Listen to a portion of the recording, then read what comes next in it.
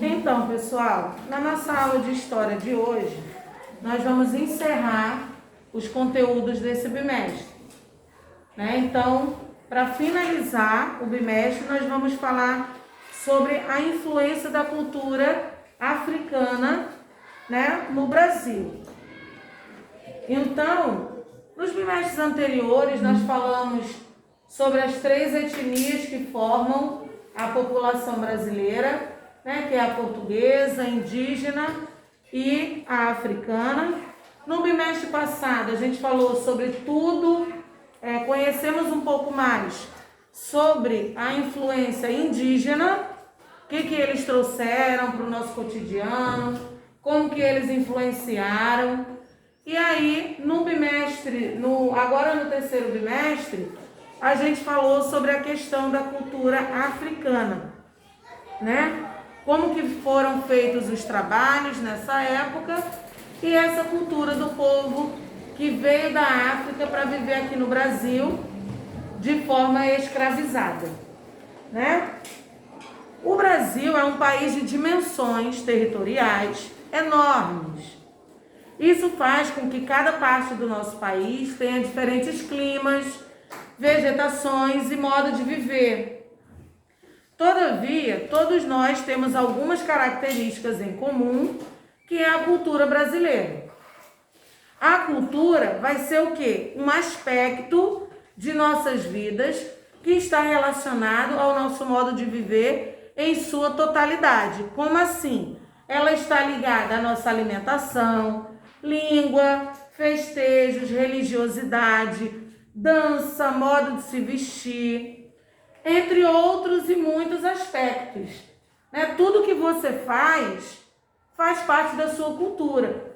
Tudo que você vive é a sua cultura. Foi passado de geração em geração, dos seus avós para os seus pais, dos seus pais para você, e você vai seguindo essa cultura assim como eles foram passando, com os princípios do que é correto e o que é errado. Dessa forma, como a cultura está sempre em transformação, é importante a gente compreender que ela se formou a partir do encontro de diferentes culturas. A gente já sabe que foram quais? Os portugueses, os indígenas e os africanos. Tá? Então, qual é a influência que a cultura africana vai trazer, né, que a cultura africana trouxe para a cultura brasileira, para a formação da cultura brasileira? Ao longo de mais de 300 anos de tráfico de escravos, desembarcaram mais de 4 milhões de escravos no Brasil, de africanos.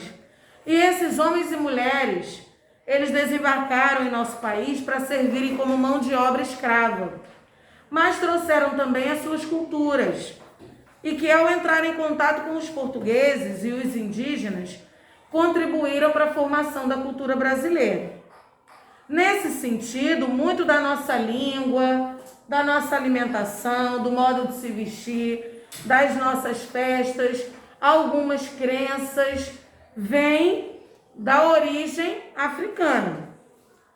Na língua portuguesa, temos palavras que vêm de origem africana, como cachimbo, caçula, moleque, miçanga, quitanda. Várias dessas palavras que estão aí são palavras que vêm da cultura africana e ficaram para a gente como contribuição. Na nossa alimentação, você consegue pensar em alguma coisa que seja de origem africana? Então, nós temos pamonha, acarajé e a nossa famosa feijoada, que é um dos principais pratos com origem africana. Por quê? Os senhores de engenho, lembra que esses negros viviam lá nas senzalas e eles trabalhavam mais de 12 horas por dia e eles não recebiam salário. Ele falava para ele: eu já estou te dando a moradia e a alimentação. Mas que alimentação era essa? Era uma alimentação precária, né? Porque eles tinham o feijão e os senhores de engenho da Casa Grande, cortavam as carnes de porco e o que sobrava da carne de porco, o pé de porco, a orelha, essas coisas que eles não queriam comer, eles davam para os escravos poderem comer. Essa era a contribuição de alimentação que eles davam, né? Eles achavam que estava dando alimentação. E aí, o que os negros fizeram? Vamos pegar esse feijão e vamos botar essas carnes tudo dentro. E aí veio a surgir a nossa feijoada, né? Que a maioria das carnes são carnes de porco, que a gente coloca e que fica uma delícia, né? Então essa é uma contribuição muito importante da cultura africana para a gente. Outro aspecto da cultura que também recebeu influência foi a religião. Por exemplo, nós temos no Brasil várias religiões de matriz africana, né? Como o candomblé, a umbanda, são religiões de matriz africana que vieram desses povos. Por quê? Porque também eles não podiam cultuar os santos dos senhores de engenho. E aí, eles também não podiam entrar nas capelas, porque naquela capela para eles era um lugar sagrado e existiam os santos que os portugueses, os brancos, cultuavam. Então eles olhavam e faziam mais ou menos uma réplica, né? Olhava aquele santo e pegava o barro, moldavam um santo parecido com aquele, davam outro nome e ali eles começaram a fazer as suas manifestações religiosas, para que não fosse confundido com aqueles santos, no caso da Igreja Católica, que era a principal religião no Brasil daquela época dos portugueses. Tá? Então, assim foram surgindo algumas dessas religiões de matriz africana, como a Umbanda e o Candomblé.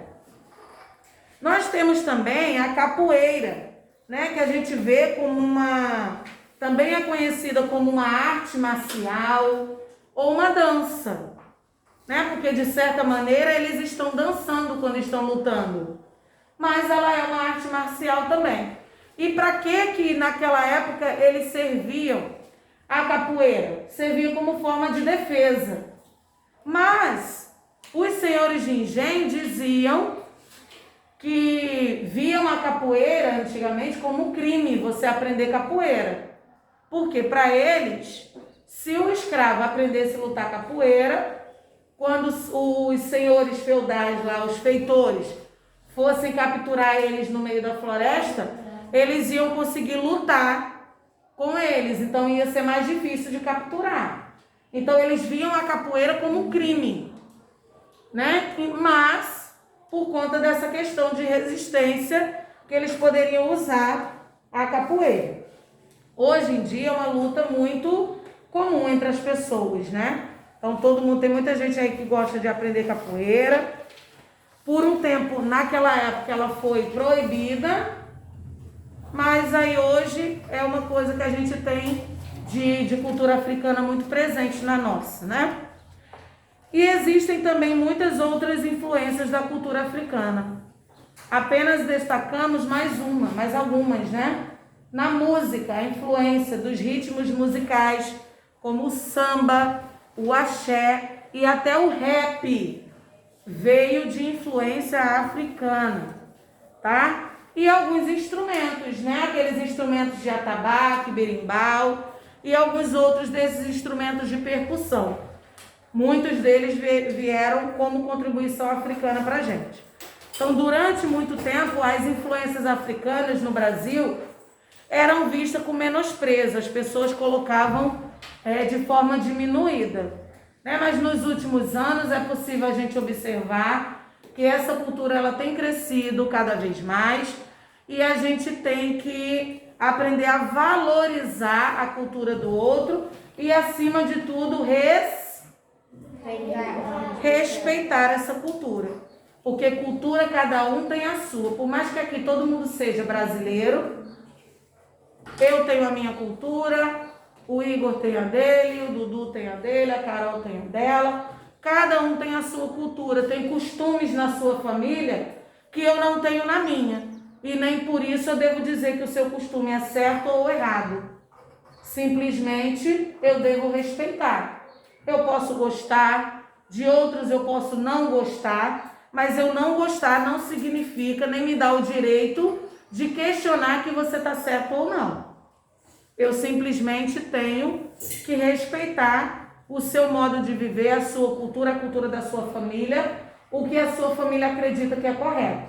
Tá bom? Então esse foi o nosso conteúdo de hoje, para a gente encerrar esse bimestre. Tá? A partir de agora a gente trabalha apenas com atividades no caderno para reforçar os conteúdos que aprendemos até aqui, para estudar para as nossas avaliações. Se você tem alguma atividade pendente, não esquece de colocar em dia, tá? Principalmente livro e caderno.